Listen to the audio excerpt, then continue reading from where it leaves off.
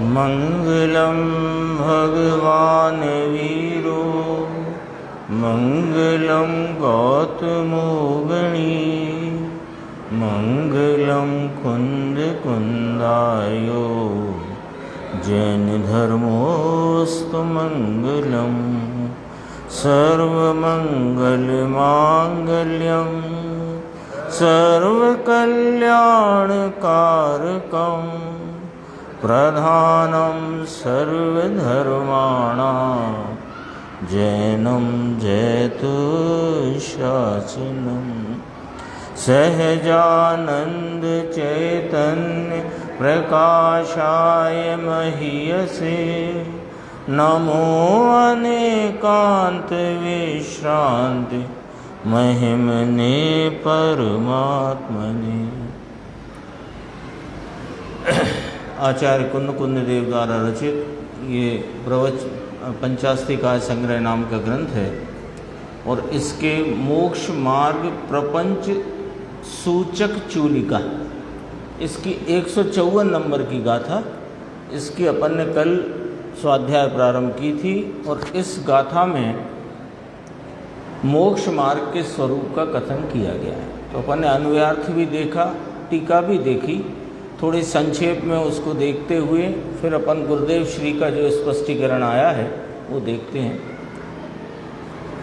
उत्थानिका में आचार्य देव अमृत चंद्र भगवान कहते हैं कि यह मोक्ष मार्ग के स्वरूप का कथन है। तो मोक्ष मार्ग क्या यहाँ निरूपित किया गया कि जीव स्वभाव में नियत चारित्र वह मोक्ष मार्ग है, इतनी ही बात है। अब इसमें अपने को ये समझना है कि जीव स्वभाव किसे कहा और नियत का अर्थ क्या, और जो नियत भाव है उसका नाम चारित्र है और वही मोक्ष मार्ग है। तो जीव स्वभाव कहा कि वास्तव में ज्ञान दर्शन वह जीव स्वभाव है। और ज्ञान दर्शन क्या, तो कहा चैतन्य का विशेष वह ज्ञान और चैतन्य का सामान्य वह दर्शन, ये जीव का स्वभाव है। तो ये ज्ञान दर्शन दोनों जीव के स्वभावभूत हैं, जीव से अनन्यमयता है। ज्ञान और दर्शन और जीव में अन्यपना नहीं है, अनन्यपना है। और इस ज्ञान दर्शन स्वरूप जीव में जो उपयोग की सुदृढ़ता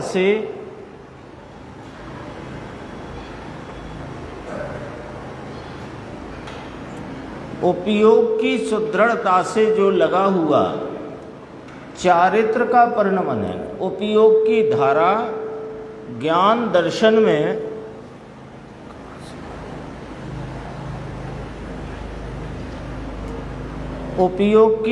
ज्ञान दर्शन में जो सुदृढ़ता से दृढ़पने लगा हुआ है, जो उपयोग का भाव, वह चारित्र का कार्य है ना। अभी छेडाला में बच्चों के भी यही वाला प्रकरण था कि सम्यक दर्शन सम्यक ज्ञान कारण है और चारित्र उसका कार्य है। तो चारित्र कार्य है, अर्थात क्या कार्य है कि उपयोग नाम जानने देखने का जो व्यापार है वह सुदृढ़ता से निश्चलपने स्वरूप में लगा रहना, उसका नाम चारित्र कहा। तो वो कैसा है कि वह अस्तित्वमय है, ये वाली बात रखी। अस्तित्वमय है माने उत्पाद व द्रव्य रूप वृत्तिमय अस्तित्व है। उत्पाद व्यय और द्रव्य का अर्थ अपन समझ लेते हैं, फिर आगे चलते हैं। उत्पाद माने चारित्र के परिणाम की उत्पत्ति, पूर्व परिणाम का व्यय और चारित्र गुण त्रिकाली ध्रुवता से रहे, ये हुआ उत्पाद व्यय द्रव्य रूप वृत्तिमय अस्तित्व।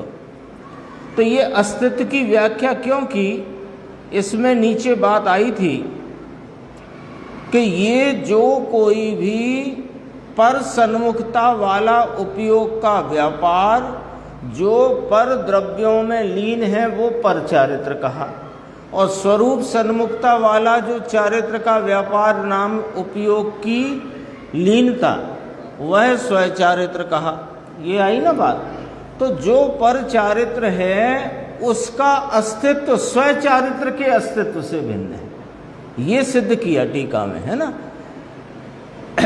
फिर यहाँ पर ये वाली बात रखी कि अनादि से इस जीव के मिथ्यात्व राग आदि में लीन वर्तते हुए अनंत काल गया, और ऐसा जानकर अब क्या करना चाहिए कि जीव स्वभाव नियत चारित्र जो कि मोक्ष के कारणभूत है उसकी निरंतर भावना अर्थात उसमें परिणमन करना ही योग्य है। इस प्रकार सूत्र तात्पर्य है। ये अपने थोड़ा रिवीजन इसलिए किया कि विषय क्या निकला वो अपने ख्याल में आ जाए।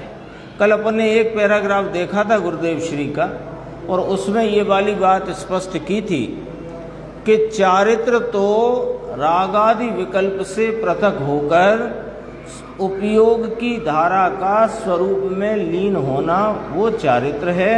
28 मूल गुण आदि के जो विकल्पात्मक वृत्ति है वो अचारित्र है, चारित्र नहीं। अब देखो आगे पेज नंबर है इसमें 121 नीचे की 2 पंक्ति। अपना निज स्वरूप, अपना स्वभाव, स्वरूप कहो या स्वरूप स्वभाव कहो, उसमें नियत नाम निश्चय, लीन होना, निश्चित होना, स्थिरता से टिकना, रमना, जमना।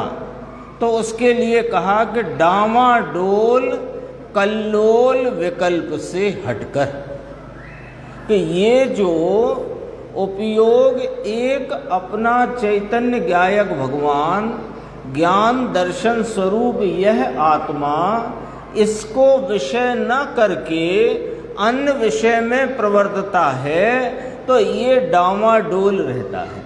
क्यों? कि वहाँ विकल्प की कल्लोलें उपस्थित हैं। तो डामाडोल कल्लोल विकल्प से हटकर अंतर में स्वभाव में लीन होना, उसका नाम चारित्र है। इसके अतिरिक्त अब बात हो गई ना स्पष्ट, कल भी आ गई थी, साथ में ये बात भी आ गई कि स्वरूप में लीन होना उसका नाम चारित्र है। रागादि विकल्प रूप वृत्ति, 28 मूल गुण का परिणाम, अणुव्रत का परिणाम, ये सब अचारित्र है, चारित्र नहीं। बात आ गई थी। अब ये वाली बात पुनः से कही कि स्वरूप में स्वभाव में लीन होना वो चारित्र है। तो नक्की क्या हुआ?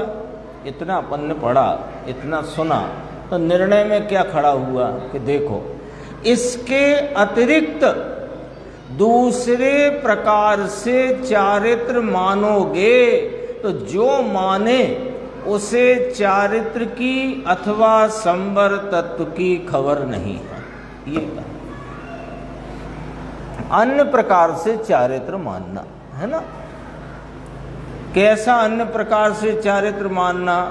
यानी 28 मूल गुण, 5 महाव्रत की विकल्प रूप वृत्ति, श्रावक के अणुव्रत, 11 प्रतिमाओं के विकल्प इत्यादि को चारित्र मानना, तो इसे अभी संवर तत्व की खबर नहीं, चारित्र की खबर नहीं। ठीक है ना। और वह चारित्र कौन सा चारित्र मोक्ष मार्ग है? कि जो स्वरूप भूत ज्ञान दर्शन रूप जो कि जीव से निष्पन्न है, ऐसे ज्ञान दर्शन स्वरूप जीव में स्थिरता का, रमने का, जमने का, चरने का परिणमन है, उसका नाम चारित्र है। और वही मोक्ष मार्ग है। निर्णय करना है ना। सुनी तो बात अपन ने पहले भी है, वो नई बात नहीं है। अभी छेड़ाला में भी यही बात थी, लेकिन उसको और परिष्कृत रूप से, उसमें कोई अपनी किंचित विपरीतता रही हो उसको छोड़कर इसका जो असल वास्तविक स्वरूप है वहाँ अपने को उसका निर्णय करना है। इसके लिए बात चलती है ना। देखो 276 गाथा समय सार की गुरुदेव ने याद की, संबर मोक्ष मार्ग है, वहाँ ये आया था 276 गाथा कि संबर मोक्ष मार्ग है। और अंतिम गाथा में ये आया, देखो क्या आया कि परम वीतराग के वैराग्य की आज्ञा, वह मोक्ष मार्ग है। अपन कहते हैं ना जिनेन परमात्मा की आज्ञा में, हम तो सर्वज्ञ की आज्ञा में रहते हैं। तो सर्वज्ञ की आज्ञा क्या? परम वीतराग है ना सर्वज्ञ देव। तो सर्वज्ञ देव की आज्ञा क्या है? ये लिया देखो कि वैराग्य की आज्ञा, जो वैराग्य का भाव है वह मोक्ष मार्ग है। तो वैराग्य किसे कहना? अब ये भी प्रश्न आ जाएगा कि जब वैराग्य को मोक्ष मार्ग का पे चारित्र है ना, तो चारित्र को ही दूसरे शब्दों में वैराग्य कहा।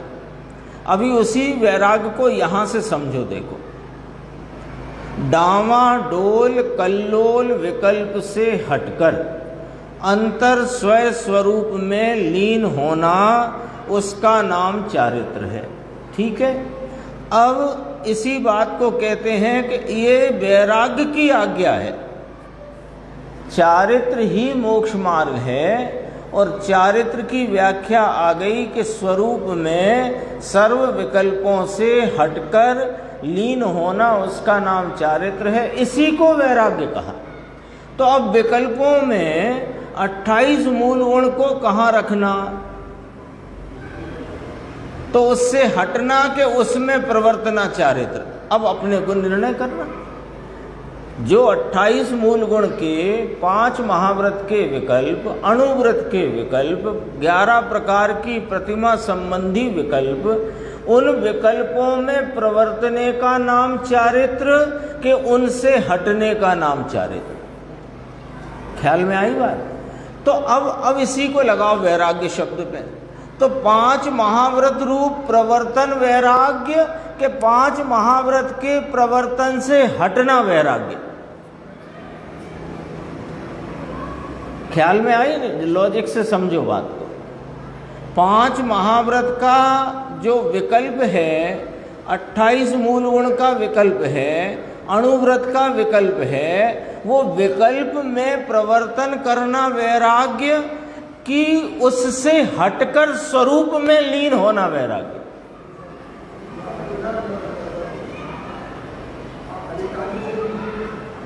समझ नहीं आती मुझे।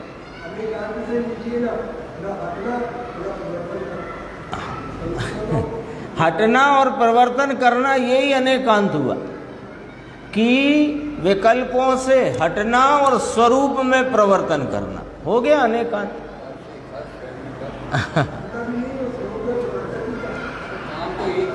काम एक ही है ना, कि जैसे ही प्रकाश हुआ तो अंधेरे का नाश, प्रकाश की उत्पत्ति। तो स्वरूप में प्रवृत्ति माने बाहर से निवृत्ति। तो निवृत्ति को चारित्र कहा। तो निवृत्ति में पुण्य के परिणाम भी आएंगे कि नहीं निवृत्ति के लिए? तो उस प्रवृत्ति से पुण्य परिणाम, पंच महाव्रत को काय में रखना है, वैराग्य की बात चलती है ना। तो पंच महाव्रत को विकल्प रूप वृत्ति में रखना है कि निर्विकल्प में? अब विकल्प रूप वृत्ति है तो वहां से हटने का नाम हुआ ना वैराग्य। अपने को लगता है कि ये 5 इंद्रिय के विषयों से दूर हैं तो बड़े वैरागी हो गए, लेकिन 5 इंद्रिय के विषय से हटने वाले राग में रहना कोई वैराग्य नहीं है। पॉइंट आया समझ में कि नहीं आया? 5 इंद्रिय के विषयों से हटना जगत में वैराग्य कहा जाता है, पर जिनेंद्र परमात्मा नहीं कहते।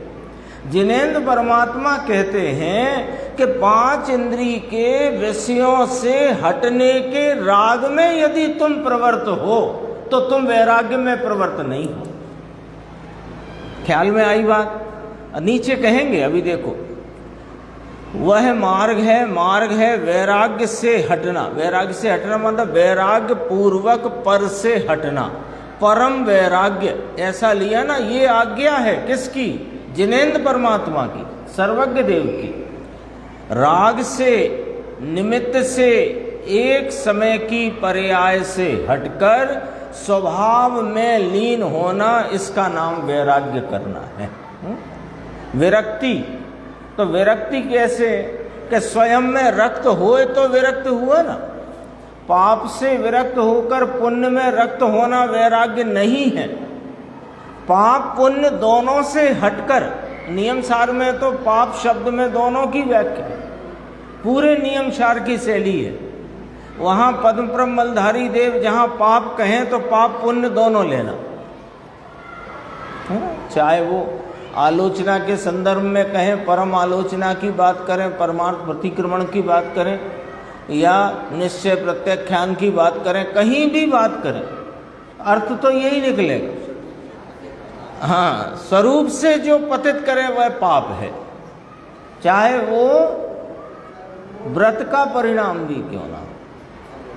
देखो, महाव्रत का भी क्यों ना हो, अस्तित्व तो वस्तु की दृष्टि में है। कौन का अस्तित्व? ये चैतन्य अस्तित्व, ये अपना ध्रुव ज्ञायक भगवान, यह चैतन्य महाप्रभु, ये वस्तु, ये चारित्रवंत की दृष्टि में बैठा हुआ है ना। चारित्रवंत जो हैं, आत्मा के आराधक हैं, मोक्ष मार्ग में प्रवृत्त हैं, ज्ञान वैराग्य से संपन्न हैं, ऐसे जो साधक जीव हैं, उनकी दृष्टि में सदा काल कौन विराजमान है कि ध्रुव ज्ञायक चैतन्य भगवान।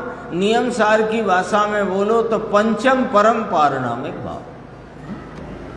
परंतु दृष्टि में तो है, परंतु अब बात चारित्र की है। दृष्टि में तो विराजमान है, पर बात चारित्र की है कि अब राग और विकल्प से हटकर पुण्य पाप का भी वैराग्य करना। वैराग्य करना माने पुण्य पाप से भी विरक्त होना। इसका अर्थ क्या निकला कि पुण्य पाप महाव्रत आदि का जो विकल्प है उससे हटना, इसका नाम वैराग्य है, इसका नाम चारित्र है। वह भगवान की परम वैराग्य की आज्ञा है, वह वैराग्य है। ये स्त्री कुटुंब छोड़ दिया और कहे कि वैरागी हो गए, तो वैराग्य नहीं बेरागी है। वैराग्य तो उसे कहते हैं, सूक्ष्म उपदेश आता है। पुण्य पाप अधिकार को याद किया समय सार के, देखो समय सार पुण्य पाप अधिकार में शब्द लिया आचार्य भगवान ने, वैराग्य संपन्नो, अर्थात वैराग्य संपन्नो, वैराग्य से संपन्न है जो। क्या है वैराग्य? कि शुभ जो विकल्प राग है उससे हटना, वह भी वैराग्य है। मतलब उससे भी हटना, उससे भी हटकर अपने स्वभाव में स्थिर होना, वह वैराग्य है। इस वैराग्य बिना वैराग्य अथवा चारित्र अथवा मोक्ष मार्ग में चारित्र रूप प्रवर्तन कहने में आता नहीं है। ये सब दीक्षित होते ना भाई, दीक्षा ले ली, प्रतिज्ञा ले ली, 5 महाव्रत अंगीकार कर लिए, अणुव्रत अंगीकार कर लिए, आदि इत्यादि, ये वास्तव में वैराग्य नहीं है। यह सब मोह गर्भित राग है। देखो क्या शब्द बोला गुरुदेव, मोह गर्भित राग है। अरे तो कोई पंच महाव्रत की प्रतिज्ञा अथवा दीक्षा ले, है ना, वस्त्र का त्याग करे, स्त्री पुत्र कुटुंब धंधा जमीन जायदाद का त्याग करके वन खंडादिक में रहता है, श्रृंगार का त्याग किया, वस्त्रादिक का त्याग किया, तो अरे कुछ कषाय मंद तो हुई होगी तभी तो ऐसा किया, नहीं हुई होगी क्या? अरे हमें मालूम है कि वो कषाय मंदता का कार्यक्रम है, लेकिन वह मोह गर्भित भाव है, उसमें मिथ्या तो राजा नाच रहा है। अपने बिलाला जी ने नाटक लिखा था ना, मुक्ति का संघर्ष, उसमें मोह को राजा शब्द का, मोह राजा, क्योंकि वो उसका राज चला आया है ना अनादि से अब तक। अब उसको परास्त करने वाला तो एक ये पंचम परम पारिणामिक भाव है।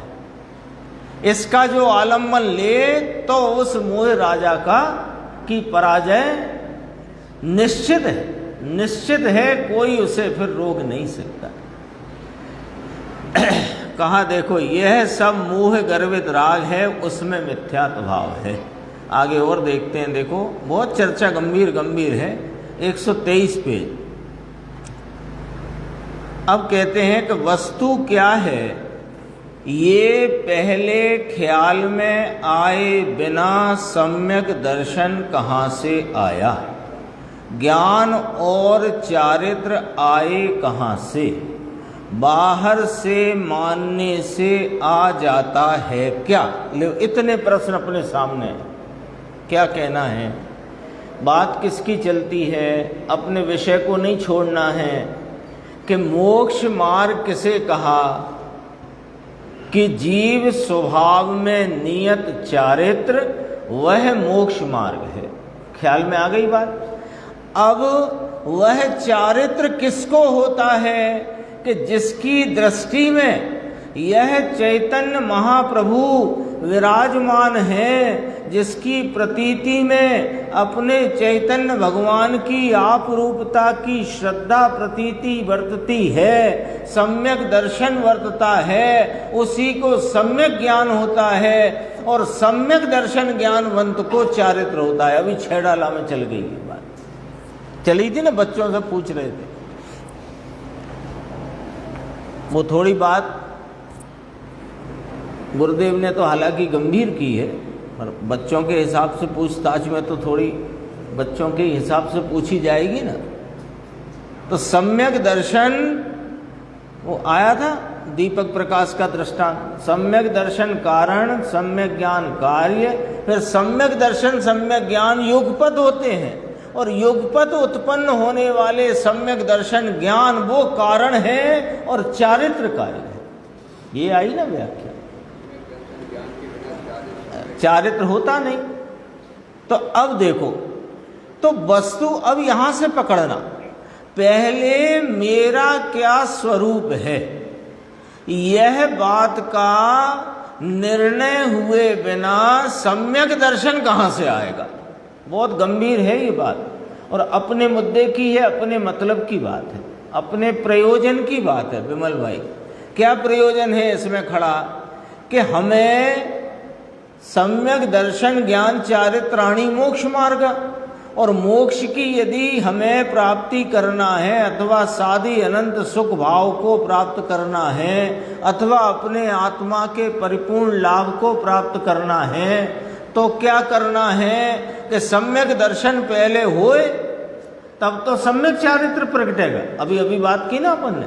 अब सम्यक दर्शन कैसे हो, ये वाली बात यहां पर विचार के लिए अपने सामने आ गई कि सम्यक दर्शन तो भैया जिसके श्रद्धान का नाम है, जिसकी प्रतीति का नाम सम्यक दर्शन है, वो वस्तु का क्या स्वरूप है इसका निर्णय किए बिना, इसको ख्याल में अपने विकल्पात्मक ज्ञान में लिए बिना सम्यक दर्शन कहां से आएगा। है? अपना स्वरूप क्या है, मेरी सत्ता क्या है, ये जानना देखने का यदि मेरा स्वभाव है तो वह स्वभाव परिपूर्ण है कि पर्याय में जितना दिख रहा है उतना है, कि सर्वज्ञ भगवान मुझे कैसा देखते हैं कि निज सत्ताए सबने, क्या सबको शुद्ध देखते हो लाल। आया था, आज सुबह आया था प्रवचन में, कल आया था, आज भी आया था, वहीं पे कल रुका था, वहीं से आज शुरू हुआ था। तो पहले इस ज्ञायक भगवान का निर्णय करना, उसी को तत्व निर्णय कहते हैं। तत्व निर्णय कहते हैं ना, तत्व निर्णय करना, तत्व निर्णय करना। तत्व निर्णय का अर्थ यही है कि तत्व निर्णय में वास्तव में तो अपने स्वरूप का निर्णय करना। तो अपने स्वरूप का निर्णय करने के लिए जो अपना स्वरूप नहीं है उसका भी निर्णय होता है। जिस गली में आपका मकान है, या जैसे आप कभी गए, मान लो शिखर जी गए और वहाँ आपको मैनेजर साहब ने कहा कि आप ये चाबी लो फला मंजिल पर आपका कमरा नंबर ये है, ठीक है ना। अब आपको जब चाबी लेकर और सामान लेकर कमरे में जाओगे तो वहां अपने कमरे का भी निर्णय चाहिए और अपना कौन सा नहीं है ये भी तो निर्णय चाहिए, नहीं दूसरे के में घुस गए तो। हाँ वही बात, तो निर्णय तो दोनों चाहिए ना। इसलिए 7 तत्व के, तब पंडित जी कहते हैं कि विपरीत अभिनिवेश से रहे 7 तत्वों का श्रद्धान। तो पहले जानेगा तब श्रद्धान करेगा कि बिना जाने करेगा? जानेगा तब करेगा ना। तो 7 तत्वों का जानना। अब 7 तत्वों के जानने में क्या जानना कि आश्रयभूत कौन और हेभूत कौन, प्रकट करने योग्य उपादेय कौन और पूर्ण उपादेय अपना आश्रयभूत कौन। आता ना एक देश प्रकट करने योग, पूर्ण प्रकट करने के ये निर्णय चाहिए ना, तब सम्यक दर्शन होगा। कैसे कि जो गे रूप है, परगे रूप, जो हे रूप है, अरे जो प्रकट करने योग्य है उनका भी लक्ष्य छोड़कर, निमित्त का, राग का, एक समय की वर्तमान अवस्था का भी लक्ष्य छोड़कर इस गायक भगवान का आलम्बन लेगा तो सम्यक दर्शन होगा। तो पहले पता लगना चाहिए ना निमित्त कौन है, राग क्या है, एक समय की पर्याय का भाव क्या होता है, एक समय की पर्याय, अपन कई सुबह ही चर्चा चली, एक समय की पर्याय अंश है, मैं अंशी हूँ, वो एक समय वर्ती है, मैं त्रिकाली हूँ, वो विशेष है, मैं सामान्य हूँ। सुबह चला था ना द्रव्य पर्याय का भेद। देखो ज्ञान और चारित्र कहाँ से आएगा फिर जब सम्यक दर्शन नहीं तो, ठीक है। अब फिर गुरुदेव कहते हैं कि बाहर से मानने से आ जाएगा। अब थोड़ा समझना, हम तो जानते हैं 7 तत्वों को, तो बाहर से पर सत्तावलंबी ज्ञान, शास्त्र ज्ञान, बहिर्मुखी ज्ञान में तुमने यदि जान लिया, देखो एक बार तो कहा बहिर्मुखी जो ज्ञान है उसमें यथार्थ स्वरूप का निर्णय करना, लेकिन वह निर्णय का नाम सम्यक दर्शन नहीं है। उस निर्णय के अनुसरण में उपयोग का जो स्वरूप की तरफ स्वसन्मुख परिणमन है वहाँ सम्यक दर्शन का जन्म होता है और वहीं वह ज्ञान सम्यक ज्ञान नाम पाता है और फिर उसी में स्थिरता चारित्र होती है। लेकिन क्या बाहर से मैं गायक भगवान हूँ, शरीर अजीब है, मैं जीव हूँ, ऐसा सुनने, समझने, जानने, याद करने से, रट लेने से हो जाता है क्या? ये अंतिम पंक्ति में गुरुदेव ने पूछा, बाहर से मानने से आ जाता है क्या? तो मुमुक्षु का रूढ़ी प्रमाण आए, तो रूढ़ी प्रमाण, ये शब्द बोल दिया देखो श्रोता ने, रूढ़ी प्रमाण आए। रूढ़ी प्रमाण से उसका क्या तात्पर्य है समझो जरा, है ना। रूढ़ी प्रमाण से उसका तात्पर्य है कि हम जैन कुल में जन्मे हैं, सच्चे देवगुरु शास्त्र को मानते हैं, तो हमारे तो रूढ़ी से ही सम्यक्त है। ये प्रश्न है उसका, ख्याल में आया ना। हम तो जैन कुल में जन्मे हैं, सच्चे देवगुरु शास्त्र वीतरागी, उनको ही हमारा सिर और कहीं झुकता नहीं, इतनी हमारी दृढ़ श्रद्धा है, तो हमें तो रूढ़ी से ही सम्यक्त है। अब देखो, अब इसका जवाब देखना, जमीन निकल जाएगी नीचे से। रूढ़ी प्रमाण, जो तुम जिस रूढ़ी पर से सम्यक्त होने की दम है ना, दम्भ भरते हो, वो हम तो सम्यक दृष्टि, हम तो जैन का तो बच्चा सम्यक दृष्टि। तो अब जरा सुनो, रूढ़ी प्रमाण, अरे तेरी रूढ़ी में तो अज्ञान चला आया है ना अनंत काल से। क्या चला आया है? ये तो वस्तु की व्यवस्था है। कोई जीव अनादि से ज्ञानी नहीं होता, ये जीव अनादि से अज्ञानी है। तो रूढ़ी तो ये पकड़ो फिर।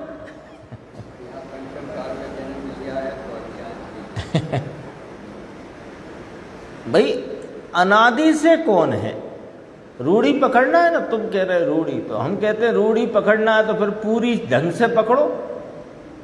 रूढ़ी अनादि से जीव क्या है? अज्ञानी है। तो अज्ञान आया है भाई तेरा रूढ़ी प्रमाण, समझ में आया। अब अज्ञान में एकाकार होएगा तो मिथ्यात्व का, मूढ़ता का पोषण होता है। लो, क्या अज्ञान में एकाकार हुआ? कैसे अज्ञान में एकाकार हुआ?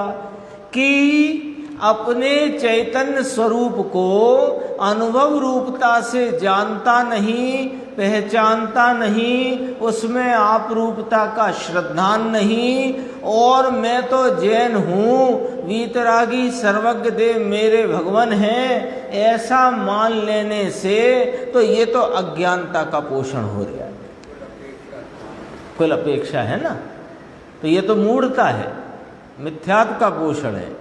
यहाँ तो मतलब जिन शासन में तो भगवान आत्मा स्वभाववान, और स्वभाववान है यदि यह आत्मा, तो स्वभाव क्या?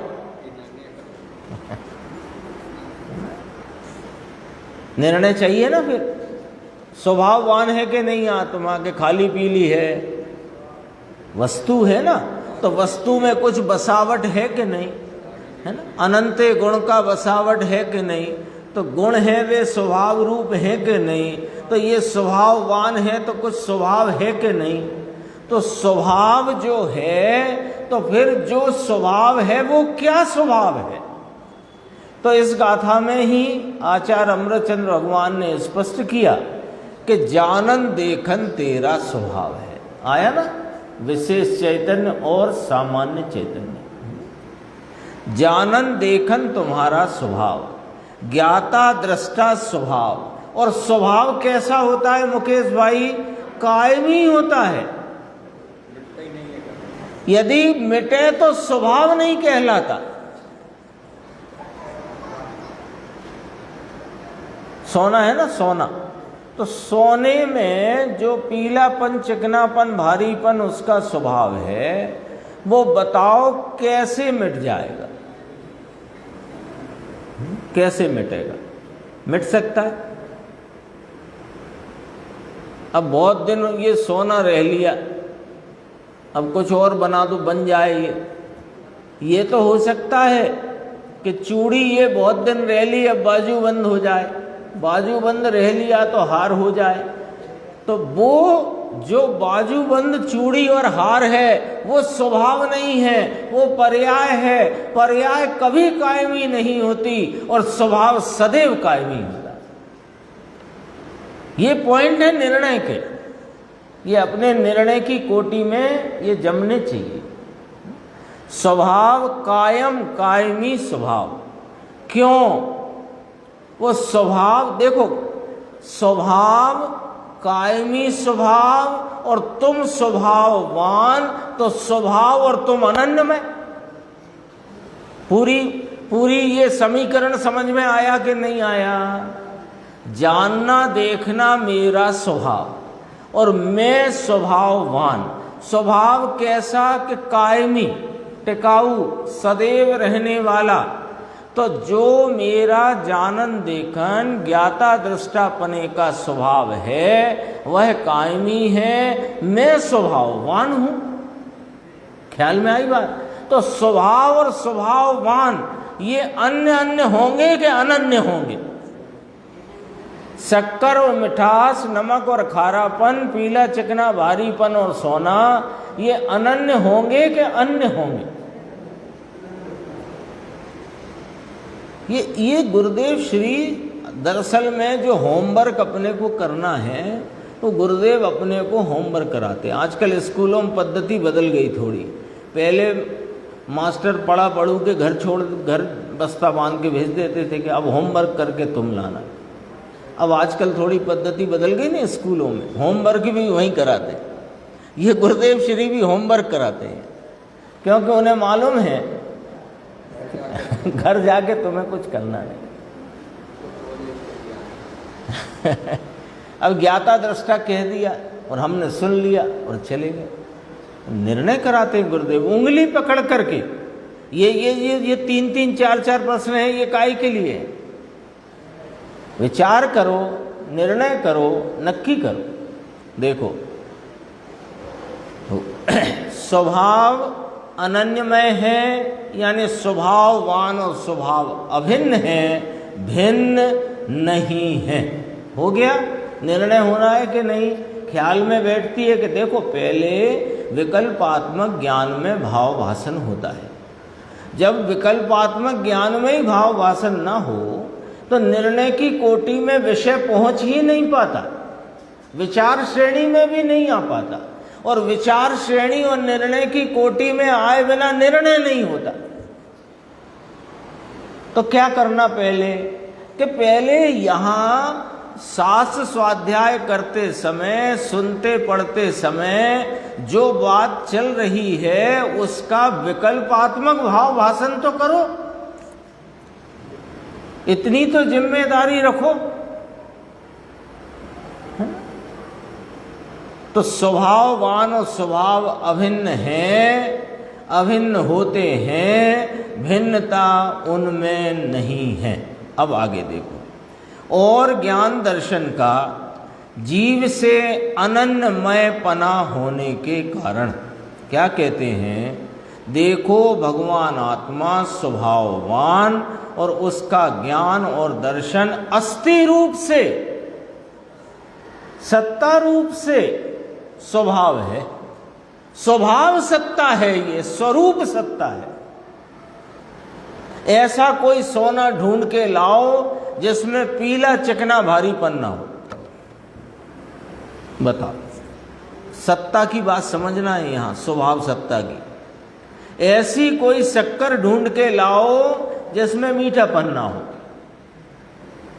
तो क्यों, ऐसे क्यों नहीं हो सकता। ऐसा कोई नमक कहीं मिल जाए जिसमें खारापन ना हो, तो ऐसा क्यों नहीं हो सकता। अरे इसलिए नहीं हो सकता क्योंकि जो नमक की सत्ता है उसकी स्वरूप सत्ता भी उसी की, उससे अभिन्न है। तो नमक और खारेपन दोनों सत्ता रूप भाव है। नमक भाववान है, खारापन उसका भाव है, दोनों एक सत्ता रूप है। शक्कर भाववान है, मीठा भाव है, भाववान और भाव अभिन्न होने से एक सत्ता है। ज्ञान दर्शन भाव स्वभाव है और मैं जीव वस्तु स्वभाववान हूं, तो ज्ञान दर्शन और मेरे में अनन्यपना होने से ज्ञान दर्शन रूप सत्ता ही मेरी सत्ता है।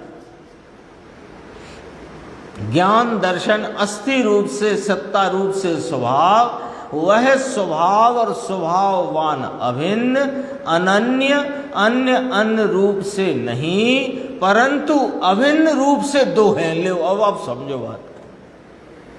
ये क्या बात आई, थोड़ी समझने की बात आई। क्या कहना है, गुरुदेव श्री ने क्या फरमाया है, अभिन्न रूप से दो हैं। अभी आप कहते थे एक सत्ता है, अब कहा दो है, कि सत्ता रूप से तो एक ही है और भाव भिन्नता से दो है। कल अपन ने थोड़ा सा इशारा किया था अतद भाव का। भाव भिन्नता है, भाव भिन्नता क्या है, देखो स्वभाव है वो वस्तु का गुण है, और वस्तु है उस गुण का आश्रयभूत भाव है। दोबारा से, जो स्वभाव है वो गुण है, वो गुण वस्तु का जो गुण है वो द्रव्य के आश्रय से है और द्रव्य उसका आश्रयभूत भाव है। दोनों में अभिन्नपना है, अनन्यपना है, अन्य अन्यपना नहीं, लेकिन वे दो हैं। कैसे दो हैं कि एक स्वभाव है, एक स्वभाववान है, एक आश्रयभूत भाव है और एक आश्रित भाव है। गुण द्रव्य का आश्रित भाव है और द्रव्य गुण का आश्रयभूत भाव है। तो दो हुए कि नहीं। तो देखो जहां दो हैं उसको दो दो रूप समझना, और जो एक पना है उसे एक रूप समझना। सत्ता कितनी, सत्ता एक है। शक्कर और मिठास की सत्ता कितनी? और शक्कर और मिठास दो के एक, दो हुए ना। शक्कर पदार्थ और मिठास उस पदार्थ का स्वभाव। इतना एक गुरुदेव की बात में बहुत बारीकी से निरूपण आता है। देखो,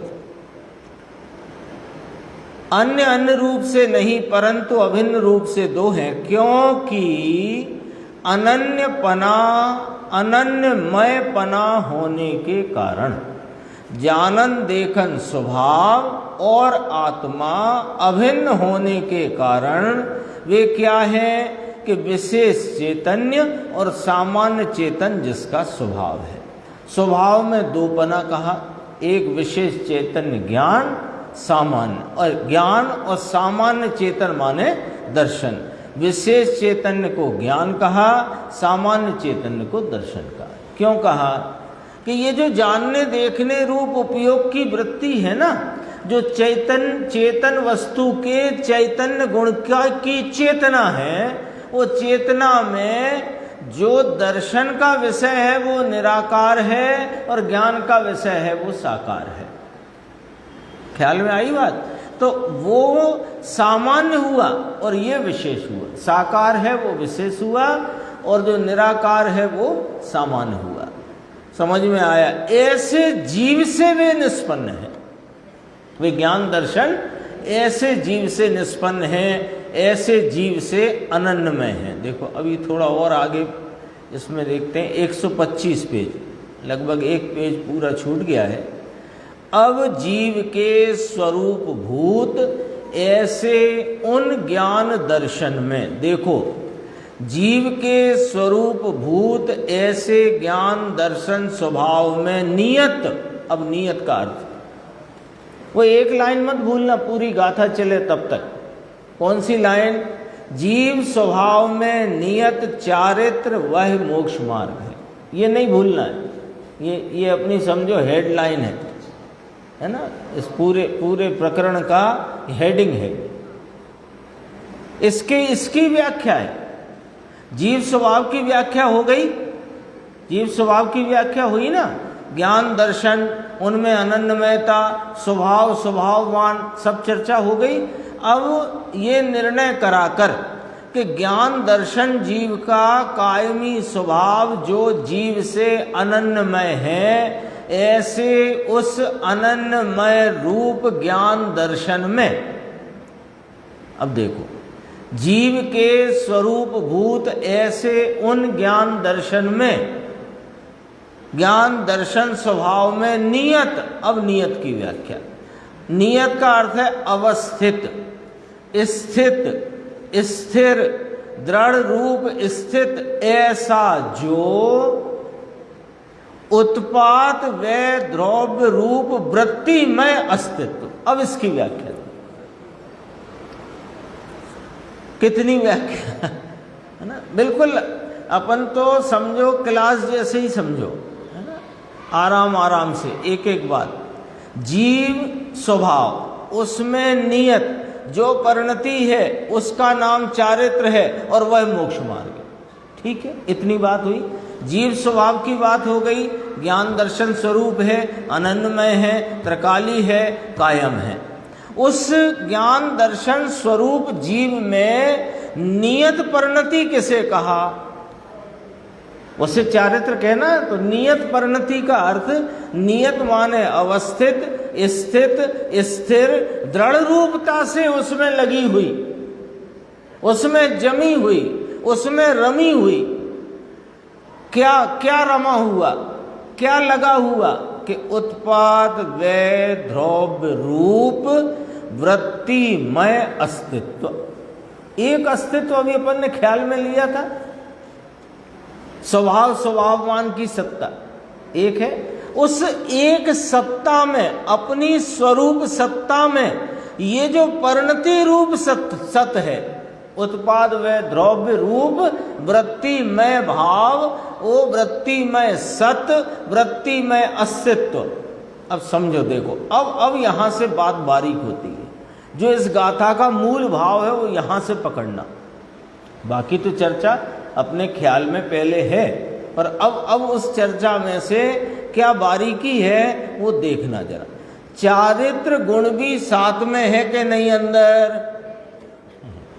ज्ञान दर्शन स्वभाव जैसे कायमी हैं, ऐसे चारित्र स्वभाव भी जीव का कायमी है।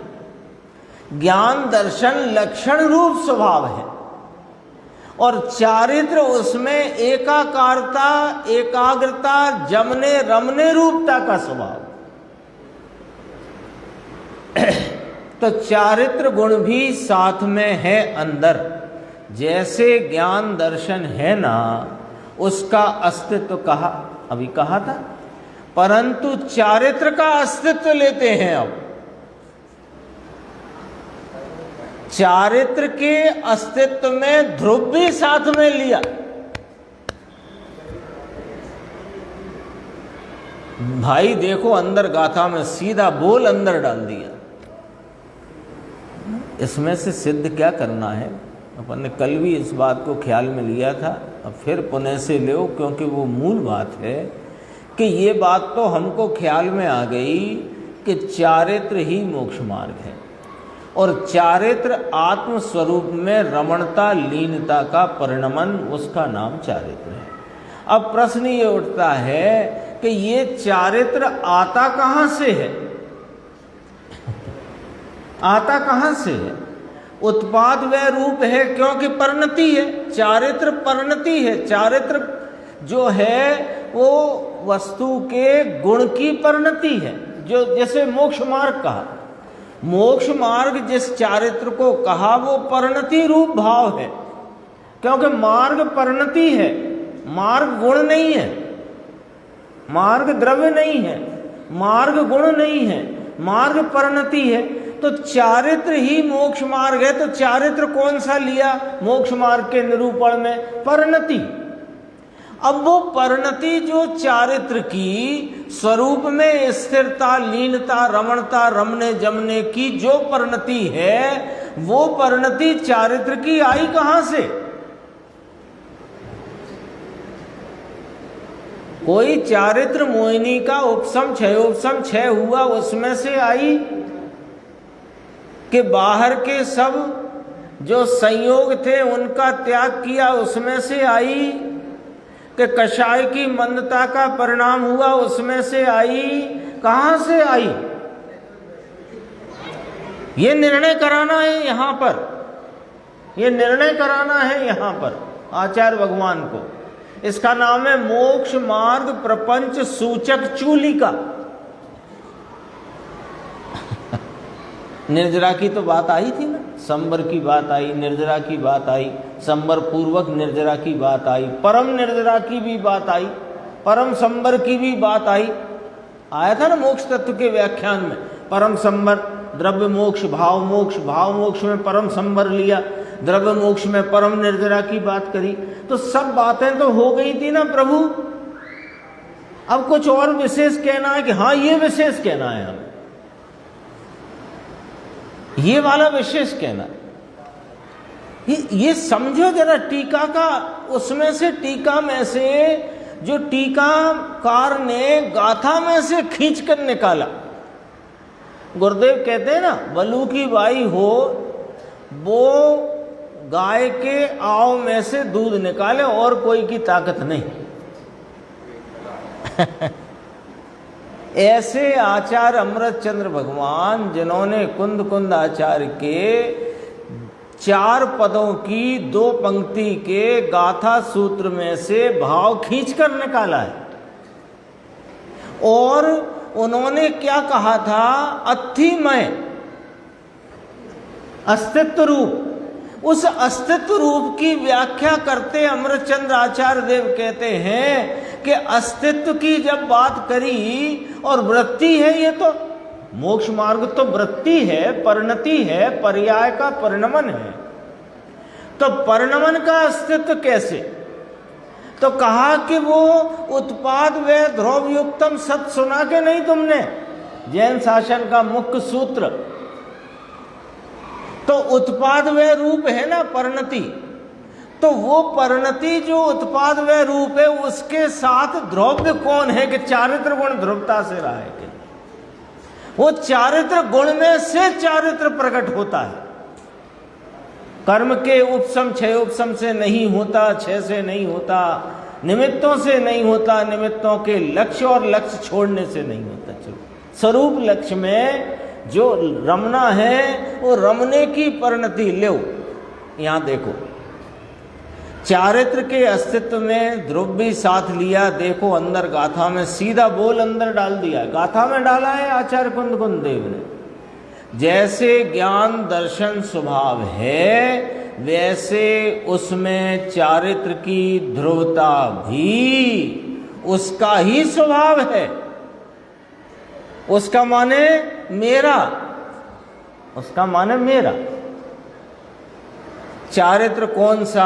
अब देखो, अब यहां जब ध्रुवता की बात आई, जब स्वभाव की बात आई, तो मोक्ष मार्ग की पर्याय नहीं लेना यहां।